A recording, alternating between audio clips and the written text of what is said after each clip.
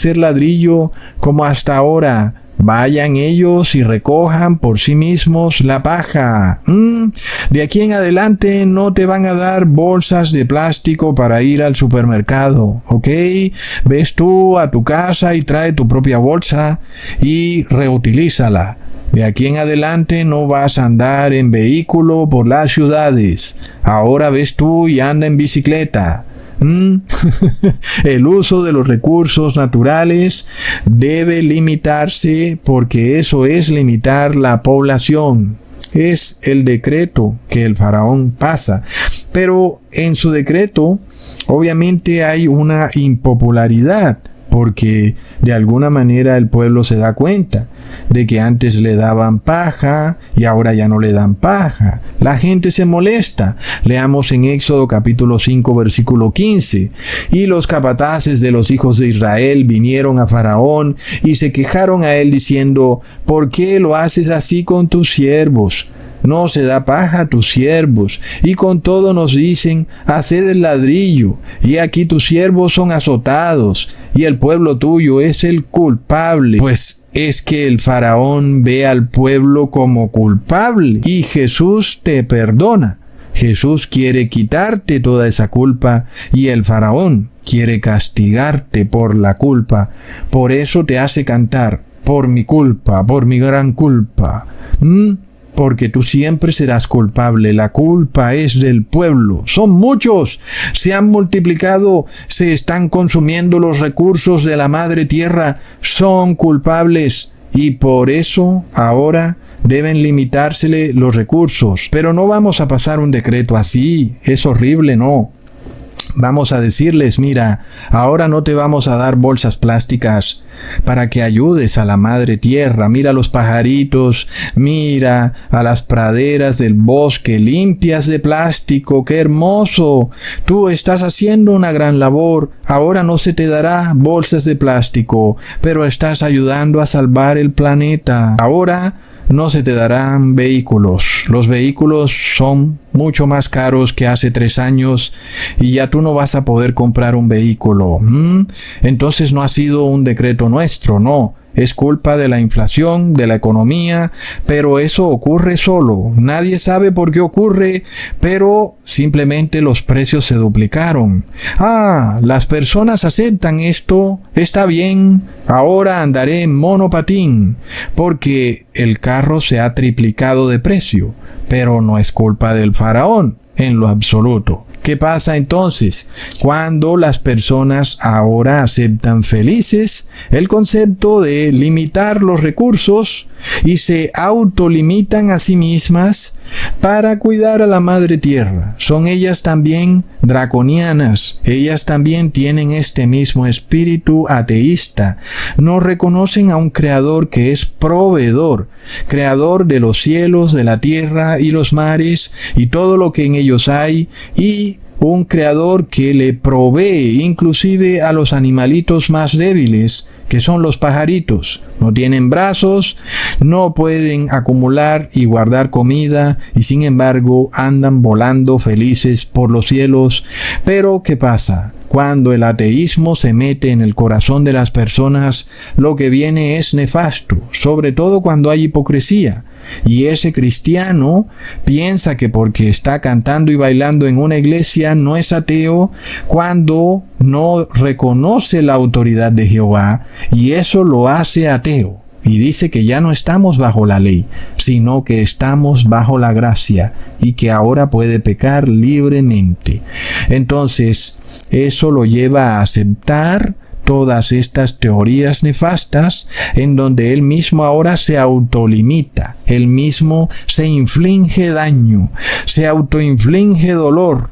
Él mismo está feliz de que ahora tenga que cargar con todos los frascos y frutas en sus manos porque ya no hay bolsas en el supermercado y ahora la madre tierra está feliz. Entonces el pueblo acepta gustoso que la energía suba de precio, que los alimentos suban de precio, y se autolimita en el consumo de los recursos. El faraón Vaticano logró lo que el faraón de Egipto no pudo lograr, porque las parteras se dieron cuenta de su maldad.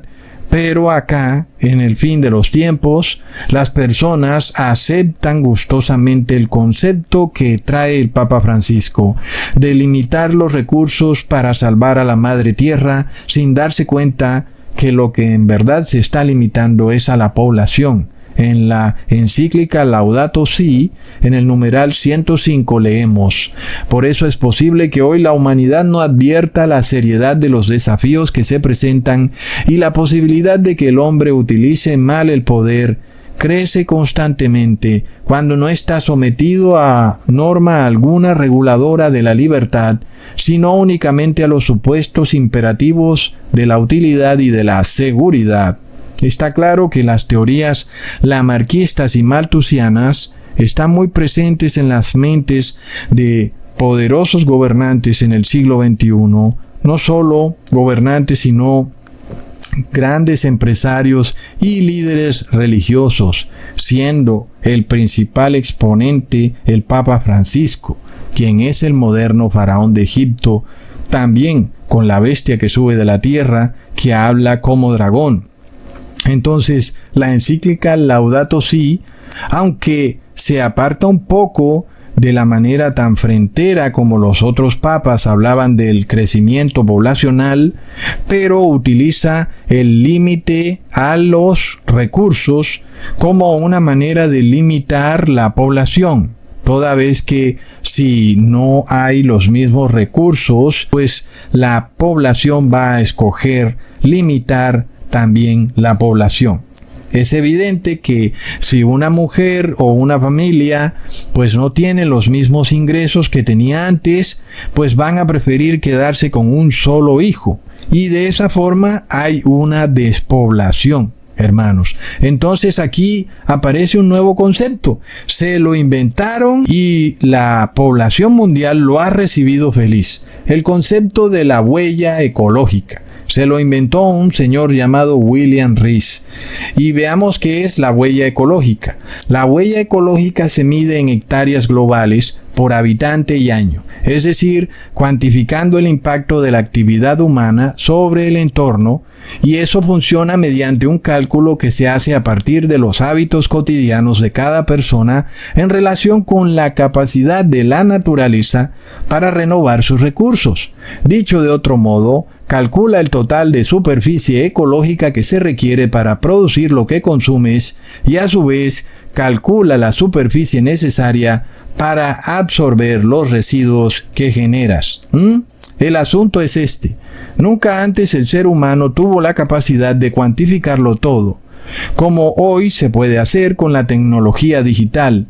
Entonces, hoy pueden saber cuántas vacas hay en una región, cuántas gallinas, cuántos huevos. Ellos pueden cuantificarlo todo, cuántas hectáreas de maíz, de soya, de avena, y también pueden cuantificar la población, porque eso está prohibido por Dios.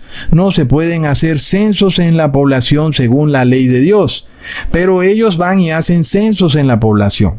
Entonces ahora dividen el número de personas y lo que consumen sobre la cantidad de alimento que se está produciendo en la tierra, y entonces ahí sacan un coeficiente, y entonces ellos empiezan a medir. Obviamente, de nuevo estamos de vuelta ante el mismo asunto, que la tierra siempre es la misma y por tanto la producción es la misma, mientras que la población siempre va a crecer más. El asunto es que no es la tierra la que nos alimenta, pero esta gente no puede entenderlo. Ellos no pueden entender que es Dios quien nos alimenta. Entonces, ahora tienen a la tecnología que les permite medir totalmente cada cosa que tú compras, todo lo que consumes, los residuos que generas, y entonces empiezan a sacar estadísticas sobre estadísticas. Es un poder que no tuvo el faraón de Egipto. Si él lo hubiera tenido, se hubiera vuelto loco. Pero hoy en día nuestros gobernantes tienen ese poder y lo están empezando a usar, y pretenden controlarte a través de una aplicación de celular. Entonces, es algo totalmente nefasto. Pero es un concepto que jamás se había escuchado. La huella ecológica. ¿Y cómo es posible que las personas acepten esto? Nunca jamás se había conocido tal concepto. Hoy, entonces, es una ley de Estado. Es de locos, hermanos. Y lo peor de todo es que no es cierto que haya una cantidad limitada de tierra, aunque en teoría es cierto, pero en la práctica no es cierto, porque la Iglesia Católica es el tercer mayor poseedor de tierra. Entonces, ya vimos también cómo esta administración de tierras de Estados Unidos tiene 243 millones de acres de tierra. Entonces, hay muchísima tierra. Solo que ellos toman la tierra y la convierten en parques nacionales. Entonces, tierra que pudiera ser productiva para darle alimento a toda la población, ellos la toman y la encierran, la convierten en un parque nacional y luego te cobran la entrada. Y entonces esa tierra es solo para los animales, no para el ser humano. Entonces, ¿qué pasa, hermanos?